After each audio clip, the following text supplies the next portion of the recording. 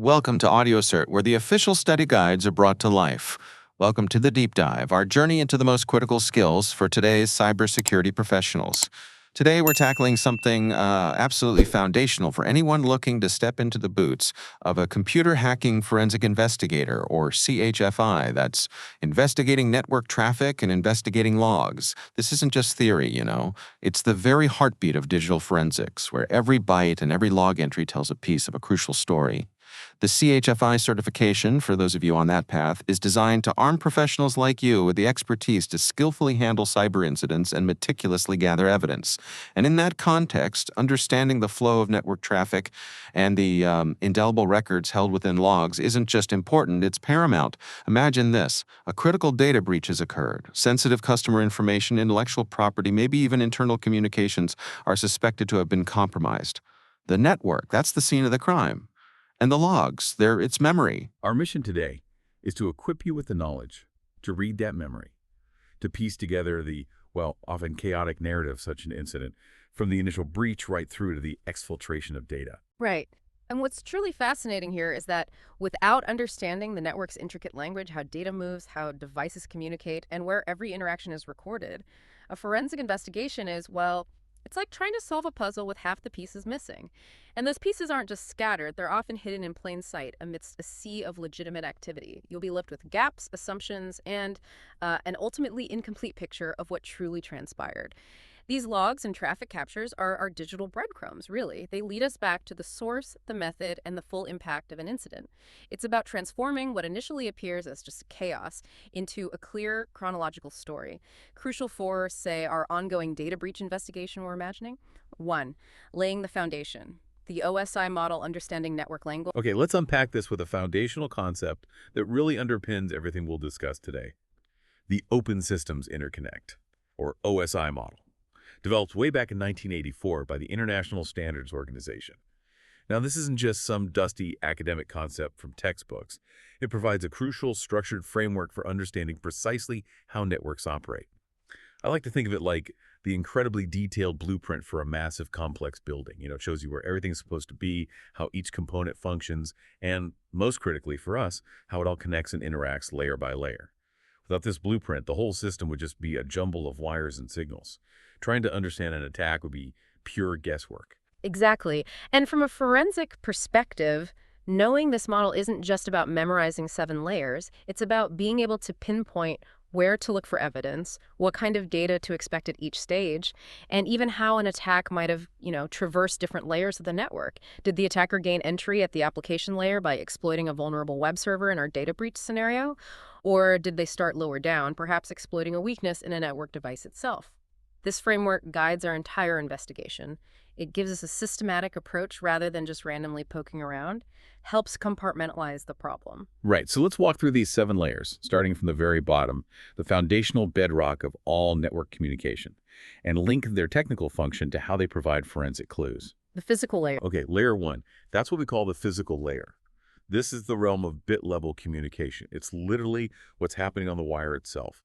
The electrical pulses, maybe light signals in fiber optics, or radio waves if we're talking Wi-Fi. At this level, the bits don't have any inherent meaning yet. This layer just defines how long each bit lasts and how it's transmitted and received. Think of the actual copper cables, the Wi-Fi signals floating in the air, or those fiber optic lines carrying data across continents. And its forensic relevance is surprisingly critical, even though it seems so basic. If there's no encryption used at higher layers, a great deal of sensitive information can actually be exposed right here at the physical layer. Think about industrial espionage, where a physical wiretap could directly siphon unencrypted data right off a cable.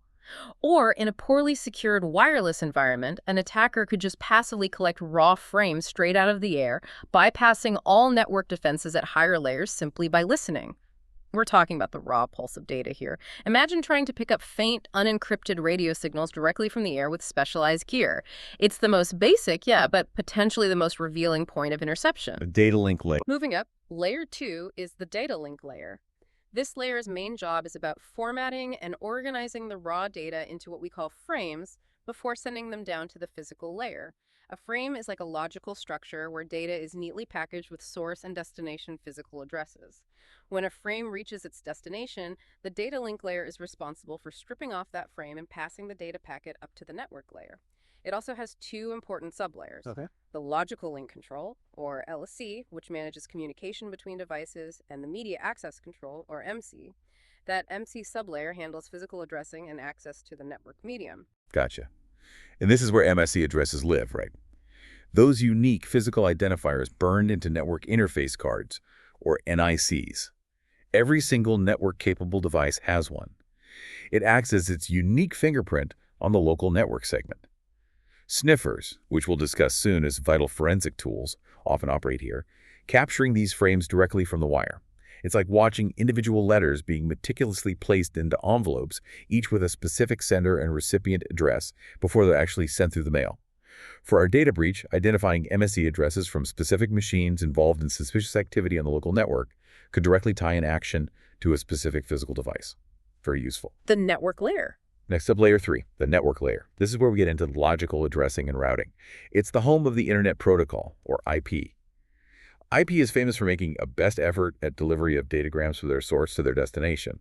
It doesn't guarantee delivery, no, but it tries its best to get the data where it needs to go, potentially across many different networks. Right.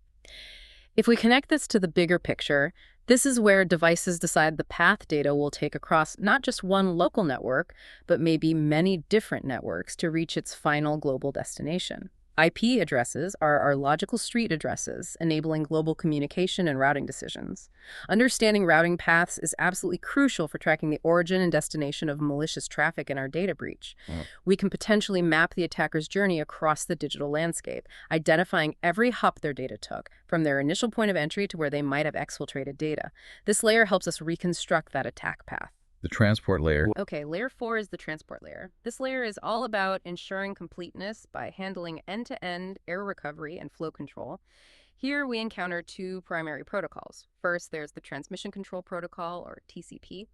It's connection-oriented, which means it establishes a reliable, ordered connection before sending data. It's reliable, uses that famous three-way handshake to set up the connection, acknowledgments to confirm receipt, error detection, and a specific four-way session teardown process. And then there's the User Datagram Protocol, or UDP. That one's connectionless. It's fast, has low overhead, prioritizes speed over guaranteed delivery, makes it ideal for things like video streaming or online gaming. And you might wonder, why do we need both, TCP and UDP? Well, each protocol serves a very distinct purpose in network communication, and understanding that difference is critical for a forensic investigator. TCP is like using registered mail. It meticulously ensures every letter arrives in order and gets acknowledged. UDP, on the other hand, it's more like sending a postcard. You fire it off quickly, but there's no guarantee it arrived, or even in what order. For our data breach, understanding which protocol an attacker used for command and control, C2, or data exfiltration, is vital.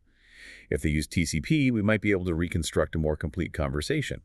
If they used UDP, we'd know to look for missing packets or out-of-order data, suggesting a different type of traffic.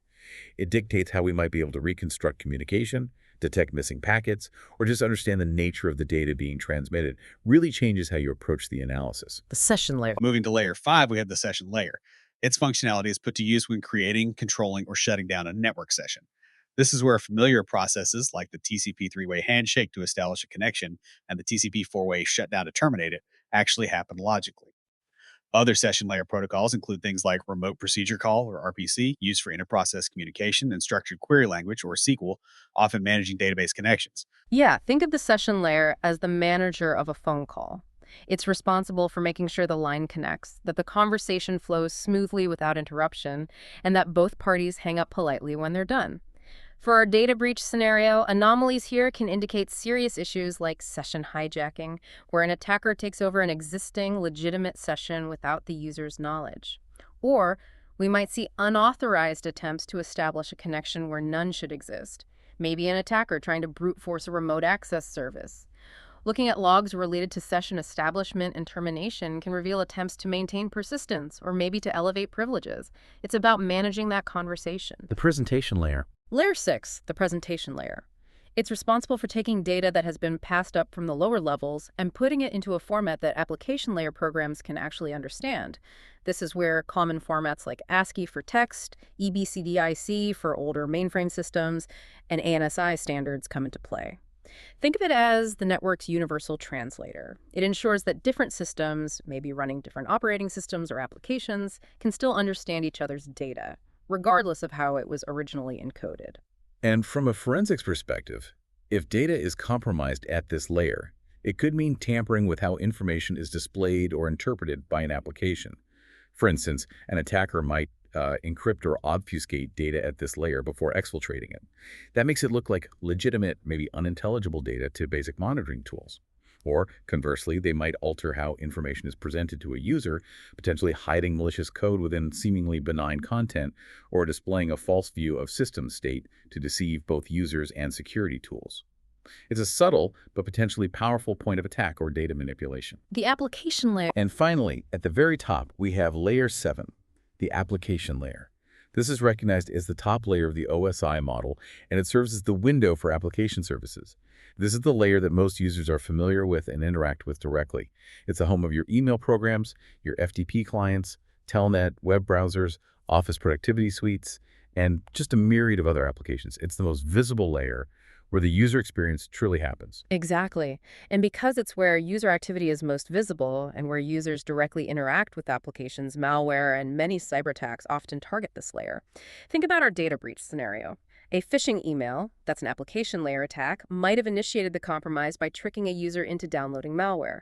Analyzing application logs from web servers, email servers, database applications gives us crucial insights into user actions, potential misconfigurations, and application-level attacks. It provides a direct view of what users or malicious software were trying to do with legitimate applications. Phew. That's a lot of layers, I know. But there's an easy mnemonic device to help you remember them in order, from layer 7 down to layer 1. All people seem to need data processed. Give that a try next time you need to recall them, especially, during your CHFI exam. 2, network addresses and NAT, more than just numbers. Okay, building on our understanding of the network layer, let's talk about network addresses. In the world of TCP/IP, we have two primary types. IP addresses, which are used for logical addressing, allowing devices to be identified and routed across large networks like the internet. And then MAC addresses, which are physical addresses unique to each network interface card in a local network segment. IP addresses, especially IPv4, are those familiar dotted decimal notations like 192.168.1.1. Each of those 4 numbers is 1 byte in length, meaning they can range from 0 to 255. Right. And these addresses aren't just random numbers. They provide a crucial framework for categorizing networks and devices. This allows for efficient routing and management across the internet. And this classification is vital for both network design, making sure things are segmented properly, and most importantly for us, for forensic analysis. For example, just knowing the expected range of an internal network versus an external one immediately gives us context when we see unusual traffic. Exactly. So let's quickly outline the main IPv4 classes that are still foundational to understanding network organization, even as we transition more towards classless interdomain routing, or CIDR. Yeah. We have Class A networks. These support up to a massive 16,777,214 client devices, and their address range extends from 1 to 126 in the first octet. These were typically used for very large organizations or governments. Then there are Class B networks, designed for medium-sized organizations, hosting up to 65,534 client devices with an address range from 128 to 191. And finally, Class C networks, often used for smaller organizations, which can have a total of 254 devices, and their address range extends from 192 to 223. Yeah, and just for completeness, it's also worth noting Class D addresses.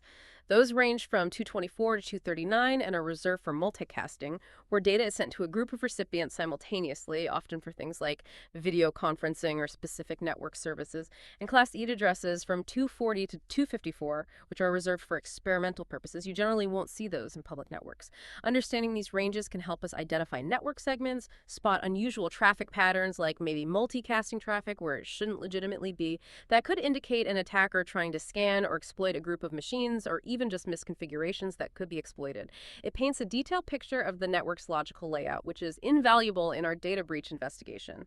Network address translation, NAT. Okay, here's one area that often puzzles investigators when looking at network logs: how internal IP addresses get translated for the outside world. That brings us to network address translation, or NAT. NAT was originally developed out of necessity, really, due to the explosive growth of the Internet. With the proliferation of home and business networks, the finite number of available IPv4 addresses simply wasn't enough to assign a unique public address to every single device. It's a bit like a town running out of unique street numbers for every house. Typically, Internet Service Providers, or ISPs, allocate only one public IP address to a single customer. Now, companies can buy lots of public addresses, sure, but they have to pay for each one, and direct exposure to the Internet isn't without its dangers. This is where NAT steps in as a pretty ingenious workaround.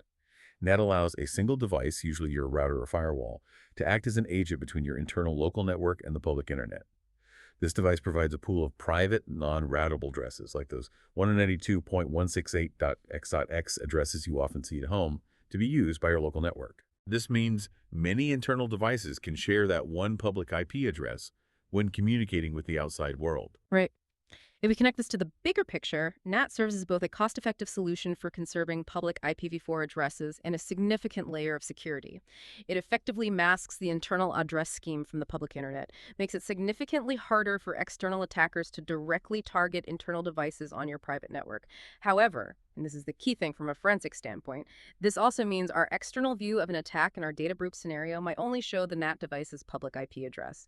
For instance, if we see an attack originating from, say, 203.0.113.45, a public IP, we immediately know our next step. We need to request the firewall and router logs from the NAT device itself. This is absolutely crucial to map that external activity back to the internal source IP, say 192.168.1103, revealing the true origin of the suspicious traffic within the private network.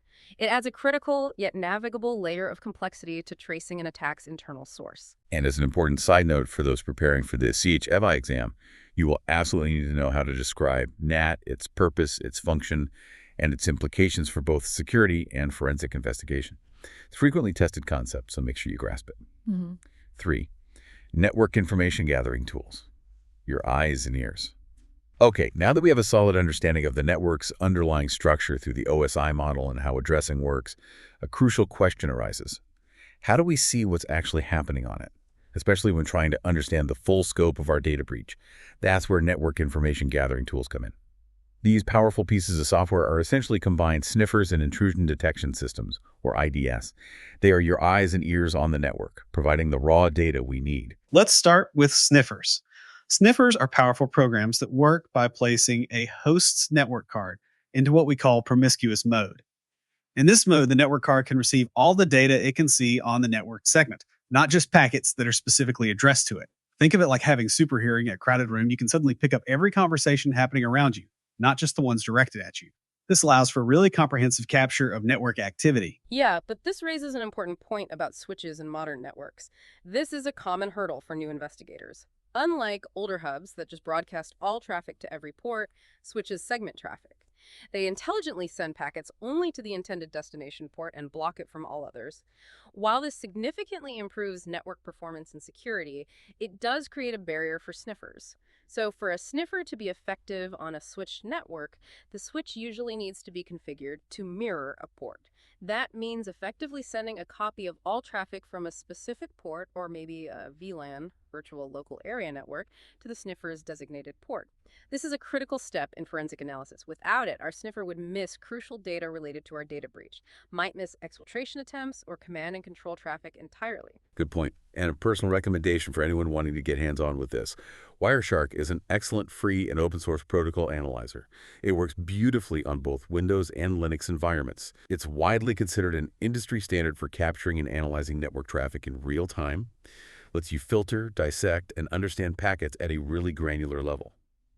Intrusion detection systems, IDS. Beyond just seeing the traffic, we also need to detect malicious activity and get alerted when something suspicious happens. That's where intrusion detection systems, or ID systems, play their second critical role.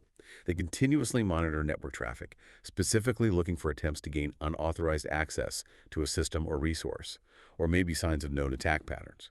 When detected, they alert the right people so that counteractions can be taken swiftly. It's about being both proactive in watching for threats and reactive when the unexpected happens. Forms a vital part of our early warning system in the data breach scenario. Right. ID systems work primarily by analyzing network logs and live traffic, looking for patterns that match known attack signatures. These are predefined rules that describe malicious activity. Or sometimes by detecting anomalies against a baseline of normal behavior. They're like the alarm system of your network, yeah. But a forensic expert needs to be able to interpret the alarm data, not just hear the siren go off. The raw alerts from an IDS are just the beginning.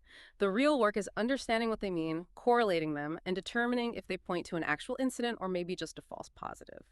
They could have been the first indicator of our data breach, maybe pointing to the initial compromise. And when conducting a comprehensive forensic investigation, especially one as complex as a data breach, there are generally 4 types of logs that would be of primary interest. Each offers unique insights. 1. Authentication logs. These track who tried to log in, from where, success or failure, crucial for identifying compromised credentials or maybe insider threats. 2. Application logs, generated by specific software, web servers, databases, email servers. These logs detail activity within those applications, shows what actions users took, what data was accessed, or if exploits were attempted. 3. Operating system logs. These logs, like Windows event logs or Linux syslog, provide a detailed record of system-level events. Process execution, file access, security policy changes, system errors, very detailed. 4. Network logs. This is where ID systems primarily operate. These logs come from firewalls, routers, proxies, IDS, IPS devices. They show connection attempts, traffic flows, blocked packets, and of course IDS alerts. This gives us the external view of network activity and sometimes deep packet inspection data. Common network monitoring tools. Brief overview. Okay, so there are many powerful tools out there for network monitoring and forensics, each with its own strengths. For example, NetWitness from RSA is designed specifically to analyze and monitor network traffic at a deep level. And NetWitness is particularly powerful for forensic analysis because it's designed to reconstruct entire sessions.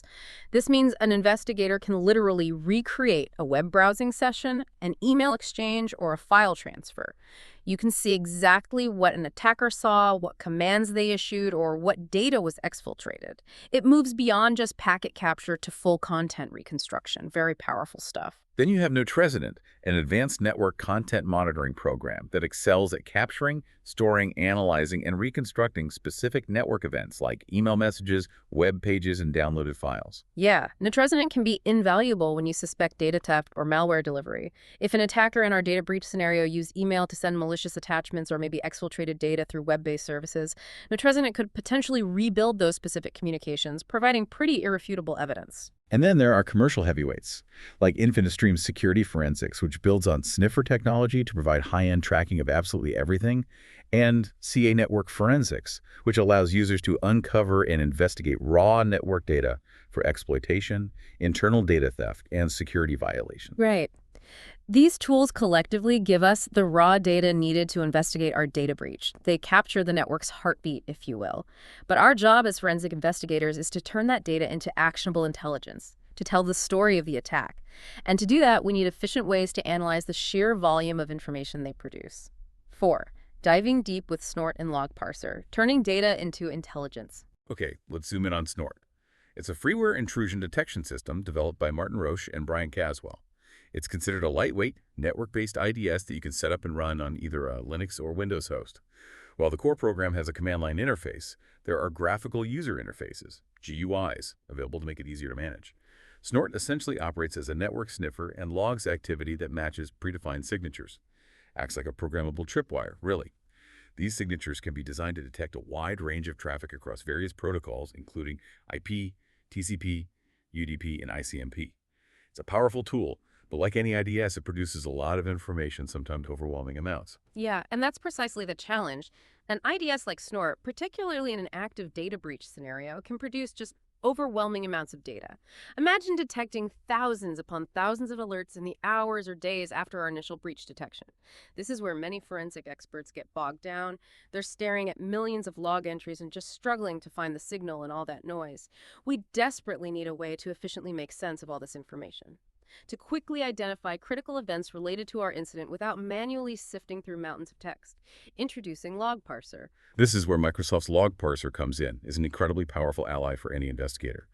This versatile, free command line utility allows us to query various log files, not just Snort logs, but Windows event logs, IS logs, CSV files, XML files, and more. It transforms raw, sprawling data into structured, easy-to-read reports. It fundamentally turns what would otherwise be a tedious manual task of sifting through lines of text into something manageable, structured, and profoundly insightful, gathering Snort logs for analysis. So to effectively process Snort's alert data with Log Parser, we first need a consistent and forensic-friendly method for gathering that data. While Snort supports several output formats, the CSV format is often found to be the most flexible and consistent for direct use with Log Parser, mainly due to its structured nature. To configure Snort to use this output format, you simply add a specific line to your snort.conf file. Output alert, CSV alert.csv default. This tells Snort to create a CSV log file named alert.csv in its configured logs directory, using its default output fields. It's absolutely critical point here. For forensic integrity and to prevent attackers from potentially modifying logs to cover their tracks, these logs should always be exported and written to a remote write-protected device. This ensures the original evidence remains untouched and trustworthy, provides a reliable source for your investigation into the data breach. An attacker might delete or alter logs on the compromised system, sure, but they won't typically have access to a remote, secure log server. Very important step. Right. And when Snort outputs alerts in CSV format, it includes a wealth of detail by default. It's not just a jumble of data. It's organized for forensic analysis, covering many aspects of a potential attack. Let's group them by their forensic utility. Temporal data.timestamp tells you precisely when the event occurred, critical for timelines. Alert metadata, SID generator, SIGID, and MSG. These tell you what triggered the alert and why. The signature details. Network identifiers, .proto, SRC and DSD, source of destination IPs, source port and DC port, source of destination ports, Eth3SRC, EthDS, Ethlin, Ethernet details. These tell you where the traffic came from and where it was going. Deep packet inspection fields, TCP flags, TCP SAC, TCPAC, TCP window, TCP specifics, TTL LOTOS, ID, TGM LEN, IPLIN, IP details, and on BMANDIVE, ICM code, TPG, ICMP details. These offer granular detail about the actual communication itself. Reveal specifics of the attacker's techniques. This raw data provides a rich foundation for our analysis, allowing us to drill down into the specifics of the data breach. Log parser command for Snort CSV. Now, since Snort CSV logs by default don't include a header row, Log Parser won't automatically know what each column represents. So we need a separate file to name each column so Log Parser understands what it's looking at and can process it intelligently. To read Snort alerts in CSV format, you would use a command like this. alert.sql-i.csv-headerrow.off-iheaderfile.alertheader.csv-its format.md-hmm.s. Okay, let's break down each part of that command to understand its power and how it turns raw data into intelligence for our data breach investigation. The Auditing CSV option specifies that our input format is comma-separated values. Simple enough. The ACI header row.off is necessary because, like you said, Snort's default CSV output doesn't include a header line. So instead we use itiheaderfile.alertheader.csv. This points Log Parser to a separate text file where we've defined the names for each column in the correct order. This tells Log Parser, okay, column 1 is timestamp, column 2 is SIGID, and so on. Makes sense. And finally, the IKTS format.mmd-dy-hhmmss is absolutely crucial.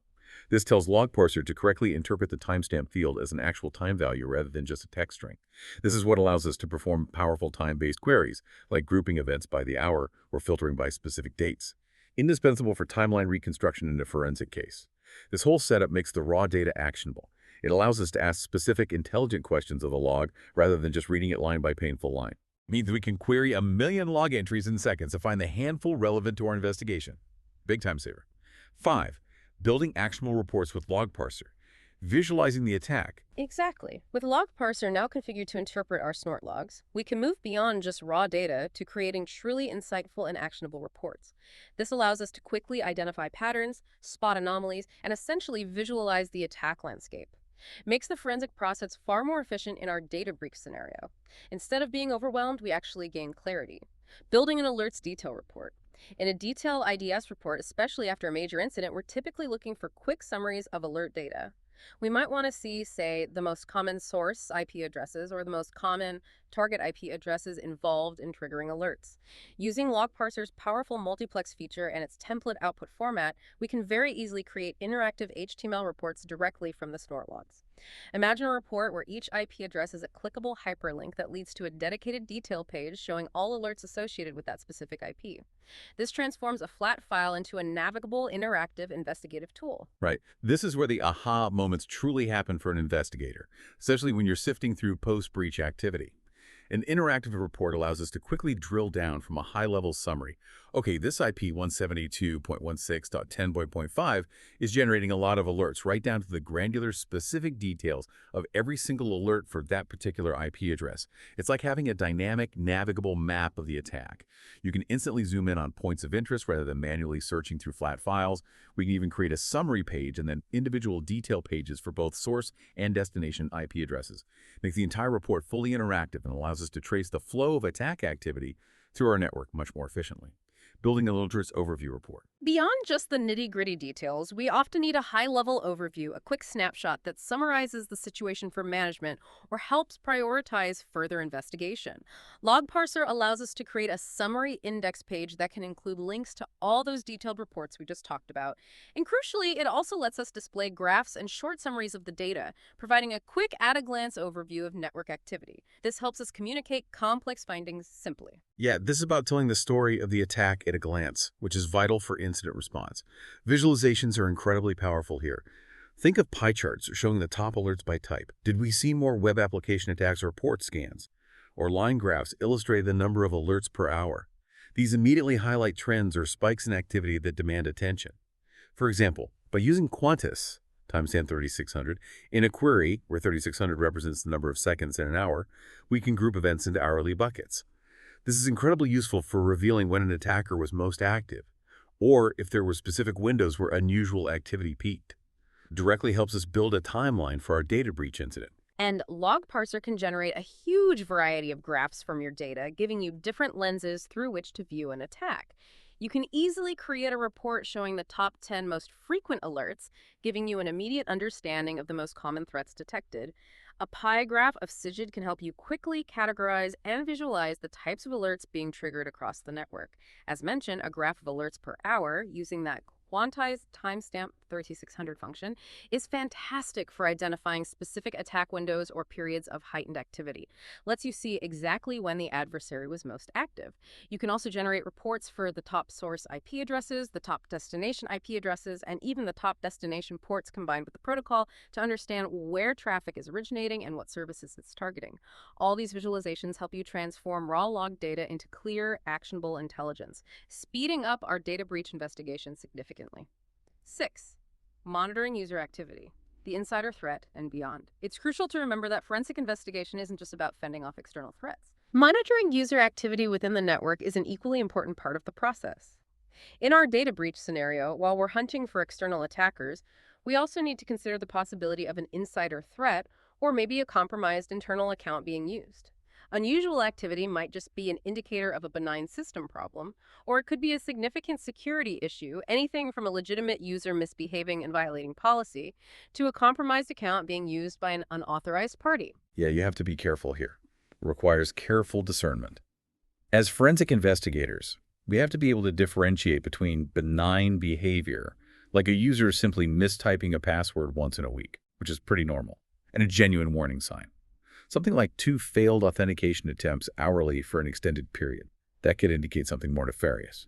Proactive monitoring, coupled with intelligent analysis, helps us catch these issues early before they escalate into full-blown breaches or internal compromises that could aid an external attacker. This internal vigilance is a key part of our overall security posture. And just for historical context, it's worth noting that security auditing was not enabled by default on older systems like Windows 2000. This is an important detail for understanding past incidents or securing legacy systems. Emphasizes how much more proactive modern operating systems have become in logging. And don't forget, while Windows systems primarily use event logs for recording system and security events, Linux-based systems typically rely on syslog. Any program on a Linux system can generate syslog messages, and these are sent to the syslog program, which is configured from the exeniciuslog.conf file. A truly comprehensive forensic investigator understands both logging paradigms, as modern enterprise environments rarely run on just one OS. For our data breach, understanding both Windows event logs and Linux syslog would be vital if the attacker moved between different server types. This broad understanding is crucial for a complete picture. Mini case study. Mary Brown, AUP violation, integrated into the breach. Okay, let's consider a mini case study. Not entirely separate, but perhaps a precursor or maybe a related event to our larger data breach scenario. Imagine Mary Brown, an employee in accounting, is suspected of violating the company's acceptable use policy, or AUP. Internal audit logs, perhaps from a proxy server or network monitoring tool, indicate that she may be surfing unacceptable websites during work hours. Furthermore, a preliminary check shows her machine might have been one of the first to contact a suspicious external IP address that later appeared in our Snort logs related to the main breach. Uh-oh. Larry Summers, the director of her department, now wants her computer reviewed. This is a classic real-world scenario, now amplified by its potential connection to our larger breach. It immediately prompts several critical forensic questions. How do you proceed with this investigation, given its potential dual nature AUP violation and potential breach connection? What specific evidence do you look for on her computer and on network logs? Where exactly do you look for that evidence? And perhaps most importantly, when do you perform the investigation to ensure minimal disruption to her legitimate work while maximizing data integrity and not tipping off a potential insider threat? This highlights the very practical application of the log analysis skills we're discussing today, blends internal policy enforcement with breach investigation. Right. So given what we've learned about logs and tools, what would be your first steps? You'd likely start with her machine's operating system logs, browser history, network connection logs, perhaps pulling proxy server logs related to her IP address. You'd be looking for the same type of suspicious external connections we're tracking for the main breach, but also signs of the AUP violation. This proactive, detailed log analysis would be absolutely key here. 7. Log parser for authentication failures. Spotting the imposter. Okay, let's put log parser to work on a very common and critical area of investigation, authentication failures. This helps us in multiple ways. First, it can identify specific users who may have just forgotten their passwords and consistently failed to log in, indicating a potential help desk issue. Second, and more importantly, by analyzing patterns, you may be able to detect potential hacking attempts against your servers or user accounts, which is highly relevant to discovering initial breach attempts. And third, it can even help pinpoint system problems that are causing widespread authentication failures for multiple users at a specific time. Maybe related to network connectivity or an authentication server issue. Listing failed Logons. Let's return to Log Parser to see how easily you can use your Windows event logs to detail out failed Logons over a specific time frame. Perhaps to identify initial reconnaissance attempts related to our data breach. The follows command and query can be used to list all failed Logons on a specific date. Listing failed logons.sql, nagi.evt.data gritty. And the content of that listing failed logos.sql file would look something like this. Select time generated as login time, extract token strings, well as username from security were evented in 529, 530, 531, 533, 533, 534, 557, 559. Row toast string time generated ALIY MMDDHEMSS like 2004 low and 9%. Okay, let's dig into this query. It's a cornerstone for any authentication investigation. We start by selecting time generated as logon time to extract the timestamp for the event. Always crucial for building a timeline. Now, here's where it gets a little tricky. For many failed logon events, the user ID recorded for the event itself is often just system, not the actual user who attempted to log in. So to get the actual user ID that the login was attempted with, we need to parse out some data from the strings field. This field contains the descriptive text of the event. We use extract token string 0 tokener as username to tokenize the string using the pipe character as a delimiter and specify that we want the first or 0th token. That typically corresponds to the actual username that tried to authenticate. Clever, huh? Then, from security tells log parser to pull this data from the Windows security event log. Our where event in clause specifies a range of security events that indicate common logon failures. These are important for your CHFI studies. For example, 529, unknown username or bad password. This is your most common failed login. 530, logon attempt outside allowed time might indicate policy violation or attempted access after hours. 531, disabled account potential attack against an account that shouldn't even be active.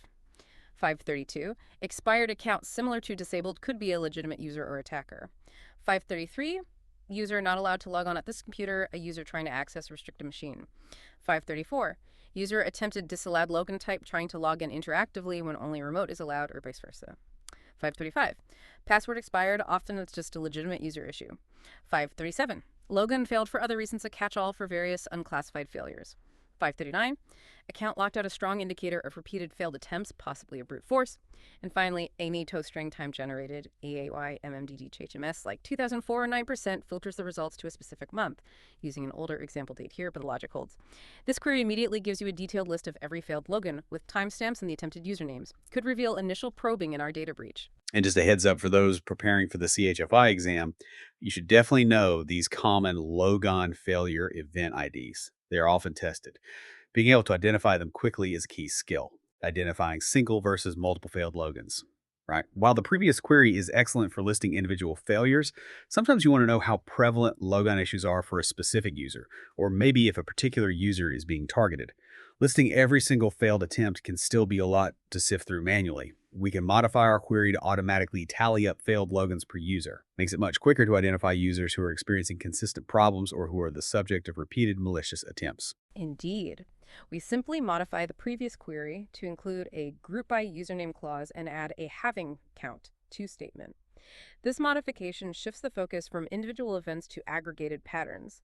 Instead of seeing every single failed attempt, you'll see a report that highlights users who have experienced, say, more than 2 failed logins within the specified period. This immediately draws your attention to accounts that consistently experience issues. Helps you differentiate between a user who simply mistyped a password once versus one who is genuinely struggling, or, more ominously, whose account might be targeted by an attacker attempting to gain entry into our network as part of the data breach. It's all about finding the signal in the noise. 8. Identifying brute force attacks. The persistent adversary. A major security concern we constantly face is brute force attacks. That's when an attacker makes attempt after attempt after attempt to perform a specific action, like guessing a password. Trying every possible combination or maybe a dictionary of common words. These are relentless and systematic. Log Parser can be an incredibly valuable tool to help us quickly analyze security event logs and determine whether one of these brute force attacks is potentially occurring. Allows us to stop an attack before it's successful or identify it if it was part of our data breach incident. Attack scenario and signature. Let's think about a common brute force scenario that ties directly into our data breach.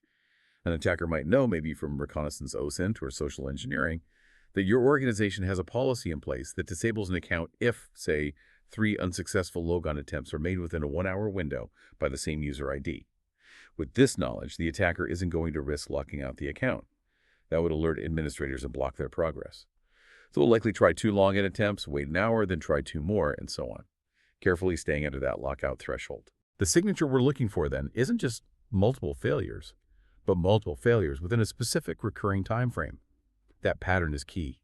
Log parser for brute force detection. Precisely. So to adapt our previous query for identifying multiple failed logins to detect this specific cunning brute force behavior, we need to make a couple of crucial modifications. First, we remove the specific date search so we can look across a broader time frame. And then we add quantize, time-generated 3600 SC time frame. The quantize function here is brilliant because 3600 represents 3600 seconds, which effectively groups all events into 1-hour intervals. This allows us to see repeated attempts within specific hourly windows. Then we modify our group by clause to include both username and time frame, and we keep our having count to statement to highlight users with more than 2 failed attempts per hour. So this modified query, specifically tailored to hunt for these kinds of brute force attempts, would look like this. Select extract token strings as 0 as username, quantize time generated 3600 as time frame count, as number of events from security were event in 529, 530, 535, 533, 533, 534, 575, 537, 539, group by username, time frame having number of events to. So what does this all mean for you as an investigator in our data breach scenario? This query will present you with a beta grid showing usernames that have experienced multiple failed logins, specifically within a 1-hour window. Gives you clear, undeniable indicators of a brute force attack pattern. It tells you who is being targeted and when these attacks are most active.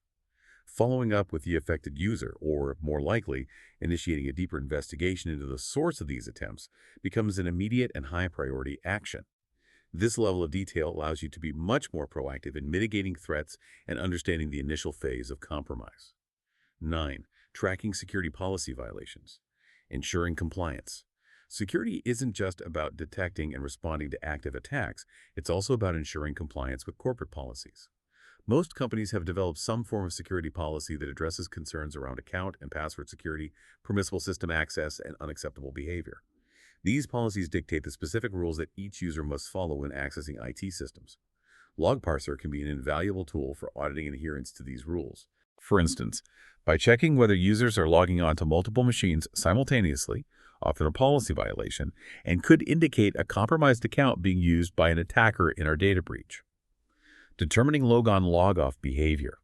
Another practical example that doesn't even require correlating logs from multiple systems is determining whether users are typically logging off after their workday or leaving their systems logged in.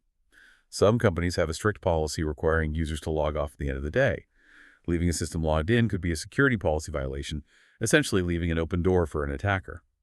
We can use a log parser to find logons that don't have a corresponding logoff event. This is where log parser's advanced querying capabilities, specifically a select within a select or subquery, become incredibly useful. We're essentially looking for successful logon events where there isn't a corresponding logoff event for the same user on the same day. This could point to a system left open, potentially exploited by an opportunistic attacker within the network. The query would look something like this. Select resolve SIDS as username, evented, time generated from security, where evented 528, and to date, 2004 to 09 is 09009000.00300, and SID not in select distinct SID from security where evented 538, and to date, time generated 2004 09 00.0.000. Okay, let's break that down. We start by selecting the username. We use resolve SID to translate the security identifier, or SID, that's a unique ID for users and groups, into a readable username. We also grab the evented and time generated from the security log. We then filter for where evented to 528, which signifies a successful Logon, and also for a specific date using to date time generated. The crucial part is ND SID not in. This subquery looks for all distinct SIDs where evented 538, which is a logoff event, for that same specified date. By using NUTIN, we effectively identify all successful logons that do not have a matching logoff event on that day. This could immediately flag an account that was potentially compromised during our data breach and left logged in for persistence. Pretty neat trick, eh? Yeah, that's clever. This approach helps us isolate those users who logged on at some point during a specific day, but did not have an associated logoff event for the same day. While this method might not catch all possible cases, for instance, if a user logged on and off multiple times but left it logged in at the very end, it significantly minimizes the number of such policy violations that would otherwise go unnoticed, prompts further investigation and enforcement of corporate security policies.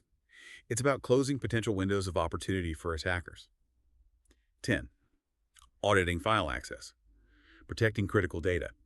Finally, let's talk about auditing file access. This is a cornerstone of protecting critical data and often a primary objective in a data breach investigation. Using the NT file system, or NTFS, you can enable auditing at the file system level for individual files or entire directories. This capability is all about knowing who touched what and when, whether that access was authorized or unauthorized, successful or unsuccessful. Yeah, but often, file access auditing is unfortunately disabled by default, or maybe only partially enabled. Why? Because it generates such an immense amount of data in the audit logs. Trying to manually sort through that noise to extract meaningful events can feel almost impossible, especially on a busy file server. This again is precisely where a log parser becomes indispensable, allows us to filter through that voluminous data and extract precisely the meaningful events we need to track down specific actions in our data breach scenario. And for anyone on the CHFI journey, you should understand the process of auditing for both successful and unsuccessful events. Both are equally important for a complete forensic picture, as each tells a different part of the story. Auditing unsuccessful file access attempts. The first thing administrators often want to see are users trying to access files they shouldn't have access to. With a well-implemented security policy, this typically results in an unsuccessful file access attempt. These are red flags, right? Log parser can quickly scan through the security logs to identify these events. The command and query to do this would look something like this. Unsuccessful file access.sql hi.evto.datagrid. And the SQL query, unsuccessful file access.sql, would be select time generated as event time, extract token strings 8, the query. As file from security where event type is 560 and event type name extract token string and extract token strings 1, like file. Okay, so when this query runs, it looks for any events in the Windows security log with an event ID of 560. Now, event ID 560 in Windows log signifies a general object access event. It's a broad category, meaning it can fire for both successful and unsuccessful attempts to access files or other system objects. To truly understand what happened, we need to filter further using event type name. So if we're hunting for suspicious attempts that failed, we'd look for failure audit event within those 560s. We also ensure we're focusing on file objects, not directories, by parsing the strings field again, looking for the word file, usually in the second token. From that subset, log parser extracts the event time, the username associated with the attempt, often found around the 8th token in the strings field for this event, and the file name itself, usually the second token. This gives you a clear, concise list of who tried and failed to access unauthorized files. Maybe an attacker trying to find sensitive documents after gaining initial access in our data breach. Auditing successful file access attempts. The legal department scenario. While auditing failures is critical, many administrators often fail to monitor successful file access attempts. But don't overlook their importance. These can be even more revealing sometimes. Imagine this scenario, tied directly to our data breach. You're an administrator for a large corporation with a legal department. They're preparing a critical case, storing highly sensitive strategy documents on a shared drive. Suddenly, word reaches the legal department that the opposing legal team somehow knows their strategy. Potentially due to an internal leak or compromise within the data breach, the only people who should have had access to those files are members of your legal department. They ask you to track down who accessed those files. What do? This is a perfect example of proactive security planning meeting reactive forensic investigation. If you had the foresight to enable successful file access auditing for that legal department's shared drive, Log Parser provides the answer. The query is almost identical to the unsuccessful attempt query we just discussed. You simply change event type name to success audit event. That's it. This reveals who legitimately, or more critically in this scenario, illicitly accessed that critical data. It can pinpoint the exact user and time the sensitive strategy documents reviewed or copied, potentially identifying the source of the leak within the data breach. And you can also further refine these queries to search for specific directory paths or file names, narrowing down the data to exactly what you need to answer those critical questions quickly and decisively. Key learning points and recap. Wow. Okay. We've covered a tremendous amount of ground today, diving deep into the intricacies of investigating network traffic and logs, all while keeping our hypothetical data breach in mind. Let's quickly recap some key takeaways from this journey for your CHFI studies and, practical application. Yeah, good idea. To summarize the critical points for you, the listener, the OSI model. Remember that this is the fundamental framework for understanding network communication and, crucially, where forensic evidence resides. Understanding its 7 layers is paramount. It's your layered map of any digital crime scene. Don't forget, all people seem to need data processed, network addressing, and net. You need to grasp how IP addresses organize networks and how network address translation, or NAT, provides both address conservation and a valuable layer of security by masking internal networks. And critically, know how to peer behind NAT in an investigation. Information gathering tools. The indispensable role of sniffers, like Wireshark, and intrusion detection systems, like Snort, cannot be overstated. They are truly the eyes and ears of a forensic investigator, providing the raw data stream you need. Log Parser as a force multiplier, this tool is vital, seriously. It transforms overwhelming log data from Snort, Windows event logs, whatever, into actionable intelligence through powerful, customizable queries. It turns what would be a tedious, almost impossible task into an insightful and manageable one. Lets you ask precise questions of your data. Distinguishing events. The importance of differentiating between a single, isolated event and patterns of multiple events is key. You must discern between benign user mistakes and genuine malicious attacks. Context is absolutely everything. Proactive versus reactive. The best defense is proactive, yeah? Regular monitoring, robust logging, smart auditing. But the skills we discussed today are absolutely crucial for reactive analysis once an attack has occurred, allowing you to respond effectively. Understanding application context. Remember, when working with application logs, you need a thorough understanding of the specific application to interpret events correctly. An event message might mean entirely different things in different contexts, so don't just take it at face value. Dig deeper. Spot on. These skills, especially when combined with a powerful tool like Log Parser, are not just for passing exams.